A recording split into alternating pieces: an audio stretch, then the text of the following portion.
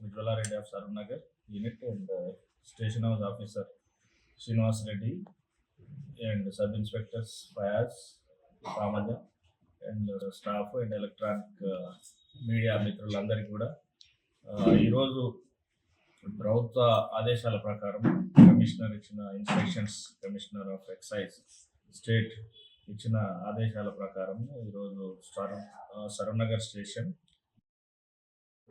ఇక్కడి నుంచి ఆపరేట్ చేయడం జరుగుతుంది. కాబట్టి దీన్ని చేయడం ముఖ్య ఉద్దేశం ఏంటంటే మన పబ్లిక్ ఇంకా ఆఫీసర్స్ అందుబాటులో ఉండడానికి. పబ్లిక్ అడ్మినిస్ట్రేషన్ అనేది పబ్లిక్కే కాబట్టి ఇలా ఈ రియార్గనైజేషన్ చేయడం వల్ల మెయిన్ ఏంటంటే పబ్లిక్ ఆఫీసర్స్, స్టాఫ్, డిపార్ట్మెంట్ అందరూ కూడా అందుబాటులో ఉండడానికి.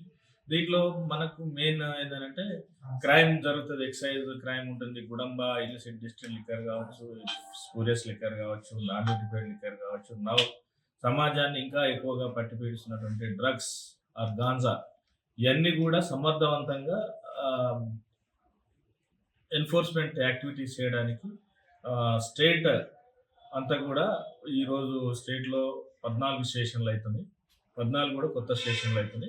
దాంట్లో మనకు భాగంగా ఒకటి మీర్పేట స్టేషన్ అవుతుంది. సో ఇలా చేయడంతో ఏంటంటే స్టాఫ్ అందరూ కూడా సమర్థవంతంగా పనిచేస్తారు. At the same way revenue leakage కూడా గవర్నమెంట్ కూడా, ఎక్సైజ్ డిపార్ట్మెంట్ కొంత రెవెన్యూ అనేది ఎర్నింగ్ డిపార్ట్మెంట్, స్టేట్ ఓన్ ట్యాక్స్లో రెవెన్యూ ఎర్నింగ్ డిపార్ట్మెంట్ కాబట్టి రెవెన్యూ కూడా ఫిల్ఫరేజ్ కాకుండా, లీకేజ్ కాకుండా కూడా సమర్థవంతంగా పనిచేస్తారు అనేది మెయిన్ ఉద్దేశం. సో అందువల్ల ఈరోజు రియార్గనైజేషన్లో భాగంగా మీర్పేట స్టేషన్ ఓపెన్ చేయడం జరుగుతుంది. అందుకు ఈ present Saroornagar excise station house officer Srinivas రెడ్డిని అండ్ వాళ్ళ సిబ్బంది కొంతకాలం ఆదేశాల ప్రకారం మీర్పేట స్టేషన్ హౌస్ ఆఫీసర్గా యాక్ట్ చేయడం జరుగుతుంది.